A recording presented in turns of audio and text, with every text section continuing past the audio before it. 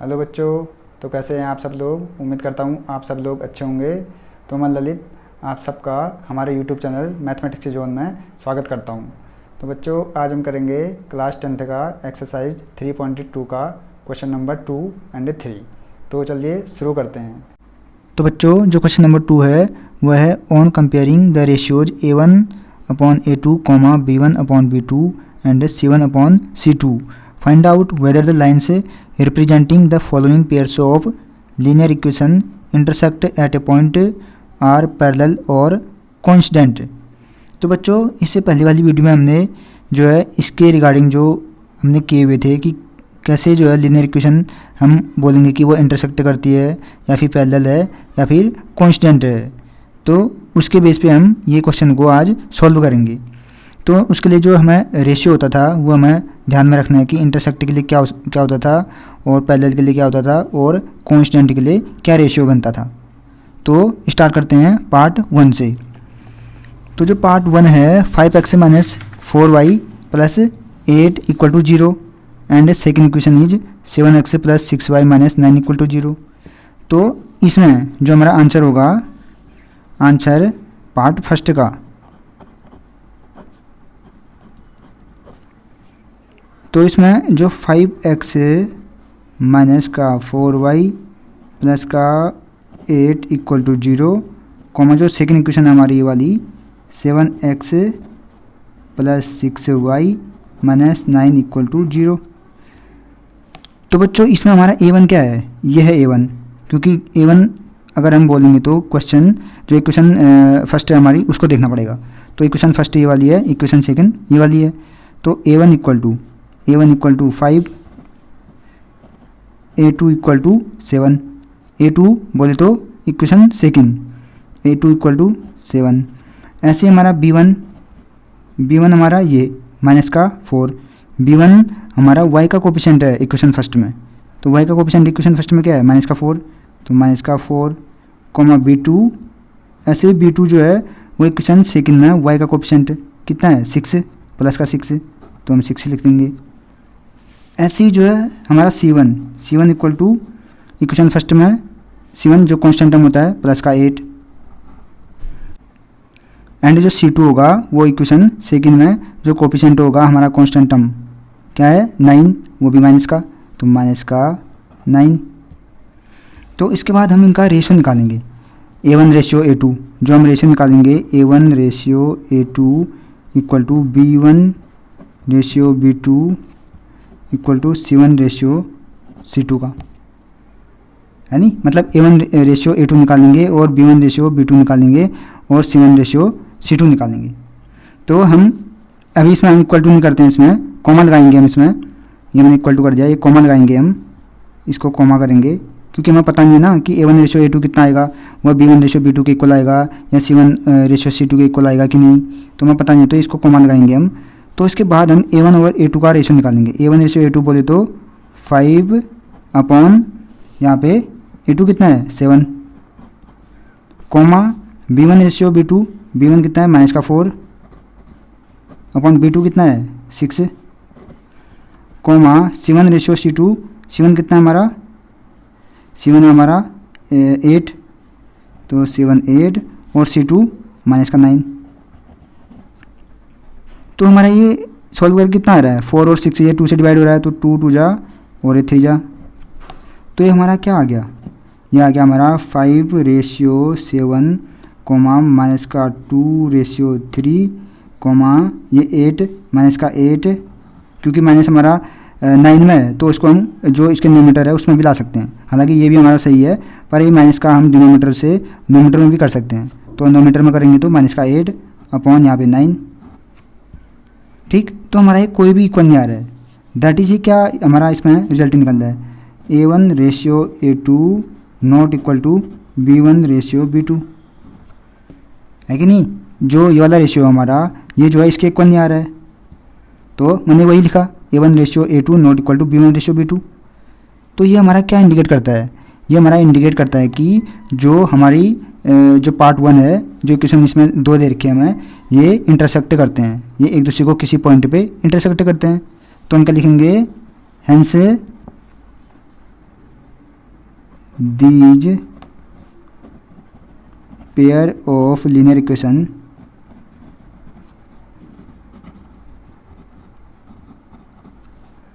intersect at a point.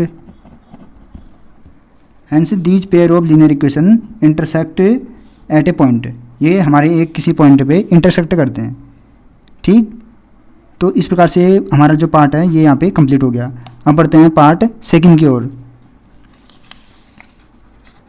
तो जो part second है बच्चों, वो क्या है, हमारा आंसर जो आएगा पार्ट सेकंड का, पार्ट सेकंड हमारा देखो ये है 9x plus 3y plus 12 equal to 0। ये क्वेश्चन फर्स्ट है। एंड जो सेकंड क्वेश्चन है 18x plus 6y plus 24 equal to 0। तो इसमें हमारा a1 क्या है, x का कोएफिशिएंट a1 हमारा, जब मैं a1 बोल रहा हूँ तो ये इक्वेशन फर्स्ट में देखना है, a2 बोलूँगा तो इक्वेशन सेकंड में देखना है।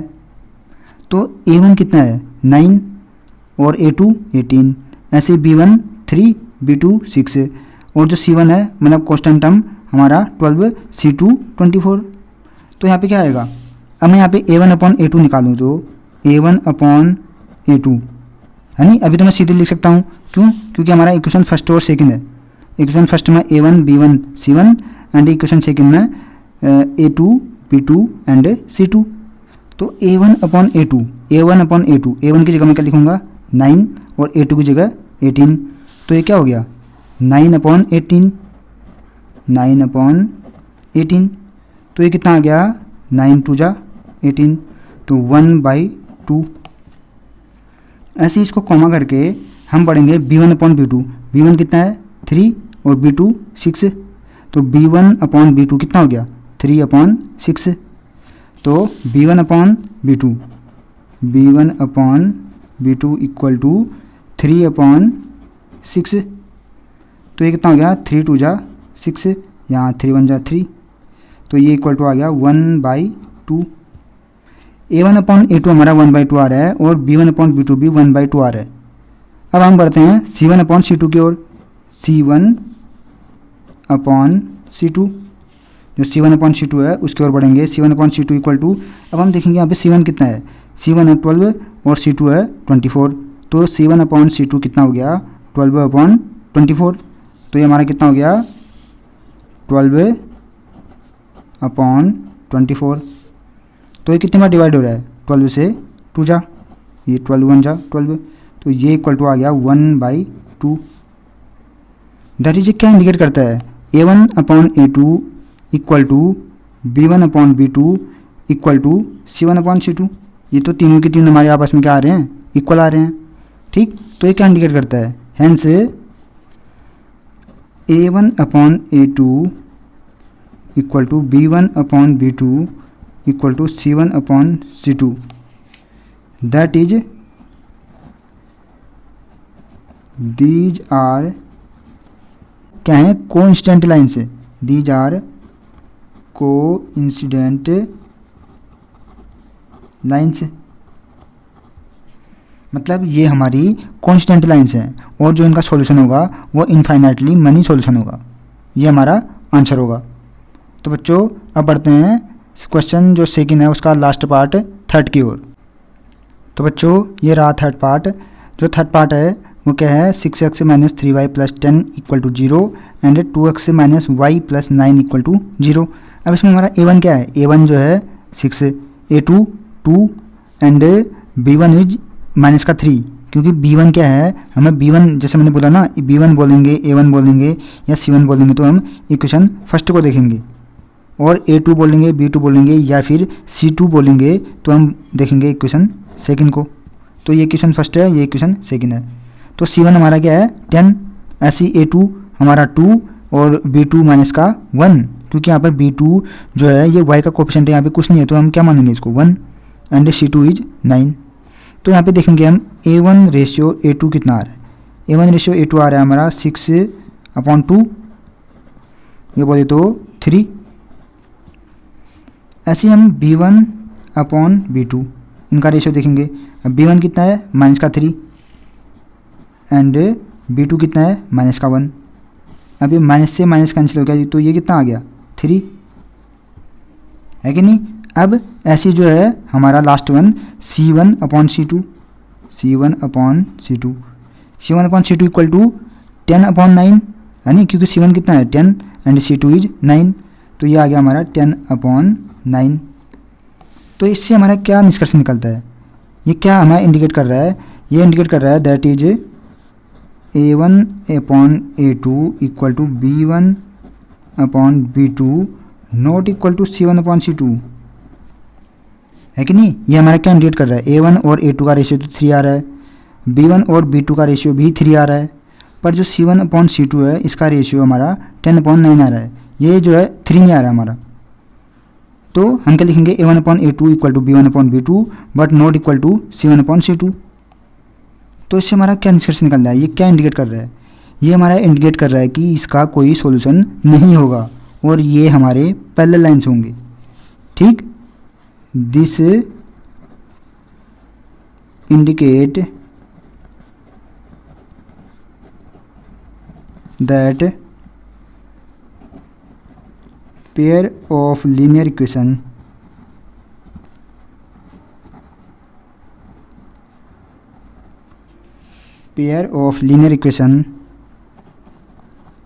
have no solution,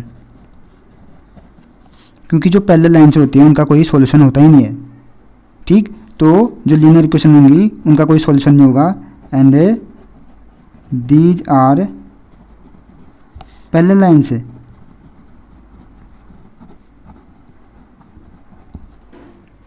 तो इस प्रकार से बच्चों जो क्वेश्चन नंबर 2 है इसका थर्ड पार्ट भी यहाँ पे कंप्लीट हो गया है, ये हमारा आंसर हो गया। तो बच्चों अब बढ़ते हैं क्वेश्चन नंबर 3 की ओर। तो बच्चों ये रहा हमारा क्वेश्चन नंबर 3। जो क्वेश्चन नंबर 3 है वह है on comparing the ratios A1/A2, B1/B2 and C1/C2 find out whether the following pair of linear equation are consistent और इनकंसिस्टेंट। मतलब हमें जो A1 और A2 का, B1 और B2 का एंड C1 और C2 का जो रेशियो है, इनके बेस पे हमें बताना है कि जो given pair of linear equation है वो कंसिस्टेंट हैं या इनकंसिस्टेंट हैं, ये हमें बताना है। अब पहले हमें कंसिस्टेंट कब होगा उसके लिए क्या कंडीशन है, इनकंसिस्टेंट कब होगा उसके लिए क्या कंडीशन है, यही पता नहीं होगा तो हम इसको नहीं बता पाएंगे। तो जो कंसिस्टेंट है वो कब होता है, कंसिस्टेंट तब होगा जब हमारा A1/A2 not equal to B1/B2 ये होगा। मतलब जब हमारे सॉल्यूशन होंगे, चाहे वो ओनली वन सॉल्यूशन है या फिर इनफाइनाइटली मनी सॉल्यूशन है, उन दोनों के अलावा जो हमारी थर्ड कंडीशन थी, कब, जब जो है कोई भी सॉल्यूशन नहीं होता है, मतलब जो पैरेलल लाइन से होते हैं A1/A2 equal to B1/B2 but not equal to C1/C2, जब वाली कंडीशन होगी। कौन सी वाली, जब इक्वेशन का कोई भी सॉल्यूशन नहीं होता है या वो इक्वेशन आपस में पैरेलल लाइन से होते हैं, है कि नहीं। जब इस टाइप का हमें कहीं पे मिलेगा तो हम बोलेंगे कि ये लीनियर पेयर ऑफ इक्वेशन हमारी इनकंसिस्टेंट है। इसके अलावा जो दो कंडीशन थी, एक तो ओनली वन सॉल्यूशन जहाँ पे इंटरसेक्ट करते हैं, जैसे ये वाली है इंटरसेक्ट करते हैं ना, इसके लिए हमारी ये कंडीशन होती है, तो इसका एकमात्र एक सॉल्यूशन होगा, तो ये हमारा क्या होगा, कंसिस्टेंट होगा अगर इस टाइप की कंडीशन आ गई तो। और इसके अलावा जब हमारे तीनों के तीन जो है पैरेलल, तीनों के तीन हमारे जब इक्वल आ जाते थे, मतलब A1/A2 का रेशियो, B1/B2 का रेशियो एंड C1/C2 का रेशियो सब जो है हमारे इक्वल आ जाते थे, तब हम कहते थे कि ये क्या है, इनफाइनाइटली मनी सॉल्यूशन है इनका, ये कोइंसिडेंट हैं, तो वह हमारा इस कंडीशन में कंसिस्टेंट होगा। वो भी सिर्फ एक कंडीशन, कौन सी वाली, जो लास्ट कंडीशन थी जहाँ पे कोई सॉल्यूशन नहीं होता है, उस टाइप का जहाँ पे हमें मिलेगा वहाँ पे हम बोलेंगे कि इस टाइप की जो इक्वेशन है ये इनकंसिस्टेंट है कि नहीं। अभी हम इसको करते हैं फिर हमें ये अच्छे से समझ में आएगा। तो स्टार्ट करते हैं जो फर्स्ट पार्ट है उससे। तो जो फर्स्ट पार्ट है वह है 3x + 2y = 5। अब हम सीधे इसमें जो रेशियो है A1 और A2 का, B1 और B2 का एंड C1 और C2 का, इसको निकालते हैं, क्योंकि हम इतना तो पता चल गया ना कि A1 जो है क्या है 3 और जो B1 है 2 एंड C1 5। ठीक, ये इक्वेशन फर्स्ट है क्योंकि कॉमा है। इसके बाद जो इक्वेशन ये वाली है ये इक्वेशन सेकंड है, तो यहाँ पे A2, ये B2 एंड C2। अब B2 कितना है, -3, क्योंकि इसका साइन भी देखना है हमें, इसका साइन कितना है यहाँ पे -3, तो हम जो B2 लिखेंगे वो -3 लिखेंगे। तो तो हम क्या करेंगे, पहले A1/A2 इक्वल टू A1 कितना है 3, 3/A2 2, तो यहाँ पे 2, मतलब A1 और A2 का रेशियो 3/2 आ गया। अब ऐसे कॉमा करके B1 और B2 का निकालते हैं। B1 ratio B2 equal to B1 कितना है 2/B2 माइनस का 3, क्योंकि हमें साइन भी देखना है, माइनस का 3, कॉमा C1/C2। C1/C2 कितना है, C1 हमारा है यहाँ पे प्लस का 5 और C2 प्लस का 7, तो 5/7, जो 5/7 है ये C1 और C2 का रेशियो आ गया। अब इसमें कोई भी हमारा इक्वल नहीं है, तो यही कंडीशन आई कि नहीं आई है, यानी क्योंकि कोई भी इक्वल नहीं है। देखो A1 A2 का रेशियो, B1 B2 का रेशियो, C1 और C2 का रेशियो कोई भी इक्वल नहीं है, तो हम क्या लिखेंगे, hence A1 ratio A2 not equal to B1 ratio B2, bracket में ये क्या है, मैंने क्या बताया, जब इस प्रकार की कंडीशन आएगी तो उसका एकमात्र एक सॉल्यूशन होगा और ये इंटरसेक्टिंग लाइन होंगी, किसी पॉइंट पे इंटरसेक्ट कर रही होंगी। तो इस प्रकार की कंडीशन हमारी जब आएगी तो हम उसको कंसिस्टेंट बोलेंगे। तो ये जो लाइन, जो पेयर ऑफ लीनियर इक्वेशन है इस टाइप की, वो हमारी जो फर्स्ट हमारा पार्ट है ये क्या आएगा, कंसिस्टेंट में आएगा, तो कंसिस्टेंट। ठीक, इस प्रकार बढ़ते हैं जो है पार्ट सेकंड की ओर। अब पार्ट सेकंड में क्या है, पार्ट सेकंड में है 2x माइनस 3y। बच्चों जो मैं करा रहा हूँ, अगर ये आपको समझ में नहीं आता है, किसी प्रकार की कोई इसमें कन्फ्यूजन या फिर जो कोई डाउट होता है, तो आप मुझे कमेंट बॉक्स में कमेंट कर सकते हैं। मैं आपका जितनी जल्दी हो सके रिस्पॉन्स करने की कोशिश करूँगा। ठीक, तो बढ़ते हैं जो क्वेश्चन नंबर, जो हमारा पार्ट सेकंड है, क्वेश्चन नंबर थर्ड का, 2x minus 3y equal to 8 और 4x minus 6y equal to 9। तो इसमें हमारा देखो A1 कितना है 2, A2 4 और जो B1 है माइनस का 3, B2 माइनस का 6, C1 8 एंड C2 9, है नी। ये तो हमें पता चल गया कि A1 A2 और B1 B2 and C1 C2 ये हमें कैसे निकालने हैं। तो मैं सीधे इसमें लिख रहा हूँ A1/A2, A1/A2 equal to A1 कितना है 2 और A2 4, तो ये क्या हो गया 2/4। तो ये कितना आया 2 2 जा 4 1, मतलब 2 1 जा 2 और 2 2 जा 4 1/2। फिर कॉमा करके B1/B2, B1/B2 equal to B1 कितना है माइनस का 3 और B2 माइनस का 6, तो माइनस का 3 अपॉन माइनस का 6, तो माइनस से तो माइनस कैंसिल हो गया और 3 से कितने बार कट हुआ 2 बार, तो यहाँ पे 1 बार, तो ये भी आ गया हमारा 1/2। चलो ये दोनों हमारे इक्वल आ गए। अब देखते हैं थर्ड वन की, C1/C2 की बारी। C1/C2 देखते हैं ये कितना आता है 8/9, है नी। तो ये आ गया हमारा 8/9, तो ये तो इनके इक्वल आया ही नहीं। तो ये क्या होगा, मतलब इस प्रकार की हमारी कौन सी कंडीशन बनी, ये हमारी बनी लास्ट वन, जो थर्ड वाली कंडीशन थी, जब हमारा कोई सॉल्यूशन होता ही नहीं है। तो मैंने क्या बताया, इस जो कंडीशन में जब हमारा कोई सॉल्यूशन नहीं होता है तब हम बोलेंगे कि ये जो लीनियर पेयर ऑफ इक्वेशन है ये इनकंसिस्टेंट है। ठीक, हम लिखेंगे इसमें रीजन, चूँकि A1/A2 equal to B1/B2 but not equal to C1/C2, यही तो आ रहा है ना इसमें। तो इस प्रकार की कंडीशन हमारी आएगी तो हम बोलेंगे कि यह इनकंसिस्टेंट है। तो this linear pair of equation is inconsistent. ठीक, अब बढ़ते हैं थर्ड पार्ट की ओर। तो बच्चों जो थर्ड पार्ट है, हम थर्ड पार्ट यहाँ पे देखेंगे।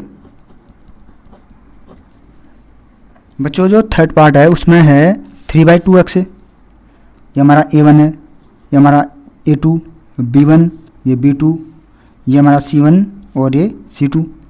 ठीक, तो हम सीधे A1/A2 करते हैं, A1/A2, क्योंकि हमें इसी के बेस पे बताना है कि वह कंसिस्टेंट है या इनकंसिस्टेंट है, रेशियो के बेस पे बताना है। तो A1 कितना है 3/2, तो मैं लिखता हूँ यहाँ पे 3/2 अपॉन A2 कितना है, A2 हमारा है 9। ठीक, तो ये हमारा 9 आ गया। अब इसको हम सॉल्व कैसे करेंगे, जो 3/2 है ये तो ऐसा ही रहेगा, क्यों? क्योंकि ये पूरा एक फ्रैक्शन है 3/2। अब जो इसके अपॉन में 9 है, इसके ये 9 के अपॉन में कुछ नहीं है तो हम इसको 1 मानेंगे, है कि नहीं? तो ये अगर इनटू में चेंज हो गया तो ये क्या हो जाता है, ये इसका रेसिप्रोकल हो जाता है, तो 1/9 हो जाएगा। होगा कि नहीं होगा? क्योंकि ये तो हमारा एक ही फ्रैक्शन है 3/2, ये 3/2 तो हम इसको रेसिप्रोकल नहीं कर सकते, ये तो हमारा एक ही फ्रैक्शन है। पर जो 9 है इसके अपॉन में क्या है 1, क्योंकि कुछ नहीं तो उसके अपॉन में हम 1 सपोज कर सकते हैं। तो ये जो अपॉन है ये हमारा जो इसमें डिवाइड है, ये इनटू में चेंज होने पे जो डिनोमिनेटर होता है उसका रेसिप्रोकल हो जाता है। तो इसका रेसिप्रोकल हो गया, ये इनटू में चेंज हो गया और इसका रेसिप्रोकल हो गया, तो 9 का 1/9 हो गया। तो ये 3 से कितने मार गया 3 टाइम, तो ये आ गया यहाँ पे 1 टाइम बचा, 1 1 जा 1, 3 2 जा 6, ये हमारा 1/6 आ गया। अब जो हमारा b1/b2 है, b1/b2 इक्वल टू, अब b1 कितना है थर्ड पार्ट में, जो b1 है वो है 5/3 और b2 है -10, तो 5/3 अपॉन -10, तो ये भी हमारा वही आएगा, इसके अपॉन में कुछ नहीं है तो इसके अपॉन में 1 है, तो ये आ गया 5/3। अभी जो ये वाला डिवाइड है ये इंटू में चेंज होगा और -10 का जो है रेसिप्रोकल होकर क्या हो जाएगा 1/-10, तो 1/-10, तो 5 से कितने मार गया 2 टाइम, यहाँ 1 टाइम इक्वल टू 1 1 जा 1 अपॉन 3 2 जा 6, पर माइनस का साइन है, माइनस का भी साइन आएगा। बच्चों माइनस हम -6 में करें या फिर -1 के आगे माइनस करें वो बात एक ही है, ठीक? तो माइनस का 1/6 आ गया। अब जो एट लास्ट है हमारा C1/C2, जो C1/C2 है ये कैसे निकलेगा, ये भी सिंपल है, निकल जाएगा, 7 है और यहाँ 14 है, तो C1/C2 बोले तो 7/14, तो 7/14, तो 7 2 जा 14, यहाँ 1, ये बचा हमारा 1/2। अब बच्चों हमें इसमें साफ दिख रहा है, इसमें हमारे कोई भी इक्वल नहीं है, नहीं हमारा ये इक्वल है, नहीं ये इक्वल है, नहीं ये इक्वल है, सभी जो है डिफरेंट हैं। तो ये हमारी कौन सी कंडीशन बन गई, ये हमारी फर्स्ट वाली कंडीशन बन गई। कौन सी? जब दो लाइन आपस में इंटरसेक्ट करती हैं तो उसके लिए क्या कंडीशन होती थी, दैट इज हमारा ये क्या बन गया है A1/A2 not equal to B1/B2, ये तो बन गया ना, क्योंकि A1 और A2 का रेशियो जो है 1/6 है, ठीक? और जो B1/B2 का रेशियो है ये -1/6 है। ये कहाँ से हमारे इक्वल है, ये प्लस का है ये माइनस का है कि नहीं? प्लस और माइनस का ही है ना, एक बार हम चेक कर लेते हैं, हाँ प्लस और माइनस का ही है, ठीक है। तो ये हमारा नॉट इक्वल टू आ रहा है, तो इसका मतलब ये इसका कोई सॉल्यूशन है, एकमात्र एक सॉल्यूशन होता है ऐसी कंडीशन में। तो जब इसका सॉल्यूशन होता है तो इस प्रकार के जो पेयर ऑफ लीनियर इक्वेशन होते हैं वो हमारी कंसिस्टेंट कहलाते हैं। जैसे हमने इक्वेशन जो पार्ट 1 था उसमें किया था, वो भी हमारा कंसिस्टेंट आया था ना, ये कंडीशन तो आई थी, तो ये होगा हमारा कंसिस्टेंट। तो हम इसमें ब्रैकेट में लिख देते हैं कंसिस्टेंट। तो बच्चों ये भी हमारा यहाँ पे कंप्लीट हो गया है। अब बढ़ते हैं फोर्थ पार्ट की ओर। तो बच्चों ये हमारे 2 पार्ट रह गए हैं, part 4th and part 5th। तो जो पार्ट 4th है वो क्या है, 5x - 3y = 11 and -10x + 6y = -22। अब इसमें A1 और A2 का रेशियो निकालते हैं हम, जैसे हम पहले करते आ रहे हैं A1/A2, इसका हम रेशियो निकालते हैं। A1 कितना है 5, तो यहाँ पे 5/A2 कितना है -10, तो 5 से कितने बार गया 2 बार, यहाँ 1 बार, तो ये माइनस का 1/2 है कि नहीं, क्योंकि माइनस का साइन भी है यहाँ पे। और उसके बाद B1/B2, तो B1 कितना है -3, तो यहाँ पे -3 लिख देते हैं, अपॉन B2 कितना है B2 + का 6, तो 6, तो ये कितने बार गया 2 बार, यहाँ 1 बार, तो ये -1/2 बच गया, है नहीं। अब हम निकालते हैं C1/C2, तो C1 कितना है, C1 मतलब यहाँ 11 अपॉन, और C2 कितना है यहाँ पे 22, -22, क्योंकि यहाँ पे माइनस भी है, तो -22, तो 11 2 जा 22 और यहाँ 1, तो ये भी आया -1/2।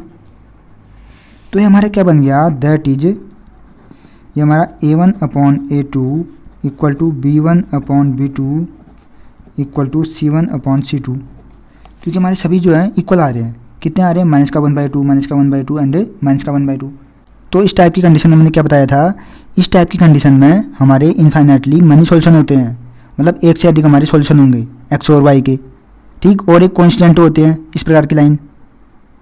तो यहाँ पे हमें कंसिस्टेंट और इनकंसिस्टेंट बताना है। इंटरसेक्टिंग लाइन होगी या फिर जो है कॉन्स्टेंट लाइन होगी, तो उस कंडीशन में हमारी कंसिस्टेंट होती है, लाइन कभी भी कंसिस्टेंट होगी उस कंडीशन में। मतलब जब एक सॉल्यूशन होगा या फिर एक से अधिक सॉल्यूशन होगा, हमारी इन दोनों में से कोई भी कंडीशन हमें प्राप्त होती है, तो हम बोलेंगे कि इस प्रकार की जो लाइन होती हैं वो कंसिस्टेंट होते हैं, ठीक। तो इसमें भी हमारा इनफाइनाइटली मनी सॉल्यूशन होते हैं, तो हम बोलेंगे कि ये भी हमारा कंसिस्टेंट होगा, कंसिस्टेंट, ठीक। सिर्फ दो कंडीशन ऐसी हैं जिसमें लाइन्स हमारी कंसिस्टेंट होते हैं, एक तो इंटरसेक्टिंग में और एक जो जब हमारे इनफाइनाइटली मनी सॉल्यूशन होते हैं उस कंडीशन में। अब इसी प्रकार बढ़ते हैं फिफ्थ पार्ट की ओर, जो क्वेश्चन नंबर 3 का फिफ्थ पार्ट है आज के लिए last. 4/3x + 2y = 8 and 2x + 3y = 12। तो इसमें a1 a2 और b1 b2 and c1 and c2 कैसे निकालते हैं ये हमने अच्छे से जान लिया है कि हम कैसे इसको फाइंड आउट करते हैं, या a1 क्या होता है, a2 क्या होता है एंड c1 क्या होता है, c2 क्या होता है, तो ये हमें पता चल गया है। अब हम सीधे कर लेते हैं इसमें कि a1 और a2 का रेशियो क्या होता है, a1 और a2 का रेशियो। अब a1 क्या है यहाँ पे, ये इक्वेशन फर्स्ट, ये इक्वेशन सेकंड।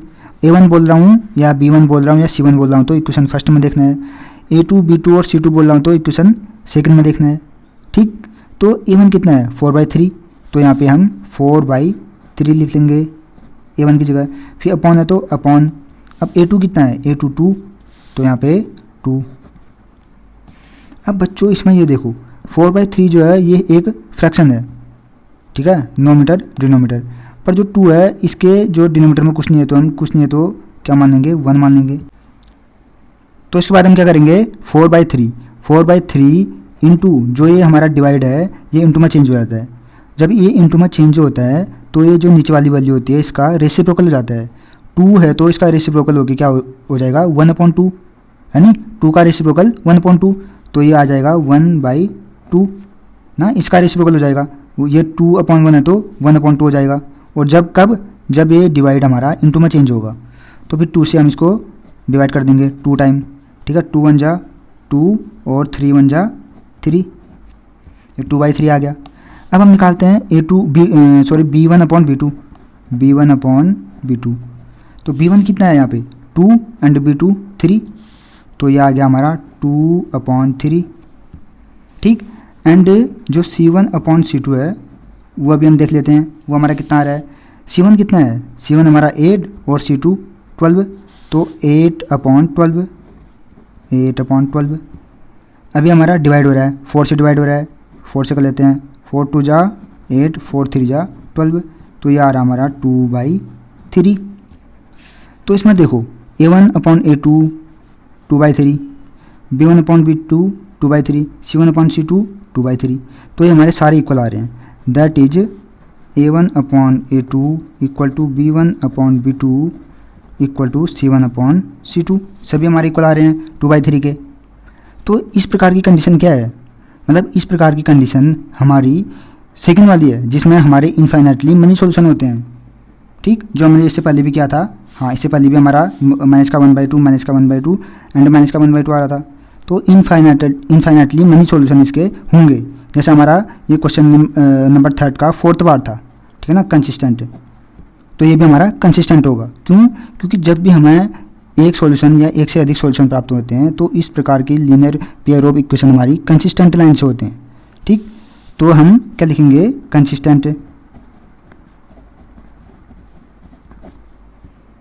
ठीक। तो बच्चों आज हमने क्वेश्चन नंबर 2 एंड 3 कंप्लीट कर लिए हैं।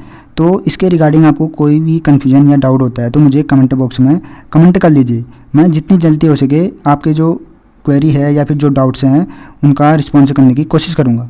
तो बच्चों आज के लिए इतना ही, मिलते हैं नेक्स्ट वीडियो में।